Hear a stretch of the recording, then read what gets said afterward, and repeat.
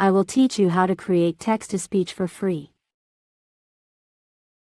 Step 1. Visit the audacityteam.org website and download the Audacity installer.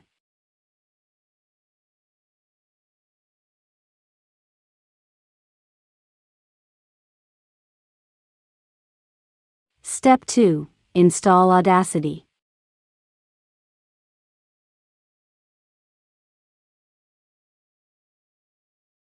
Step 3. Click the Audio Setup button and select Audio Settings.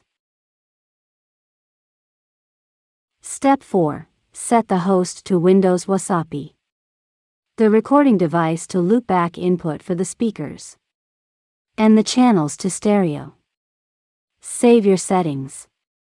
Step 5. Open the Google Translate website and paste your text. Step 6. Go back to Audacity and press the Record button. Step 7. Go back to Google Translate and play the audio. Learn how to create text-to-speech for free by using Audacity and Google Translate. Step 8. Click the Stop button to stop recording. Step 9. Open the File menu, choose Export, and select your desired audio format, in this case, MP3.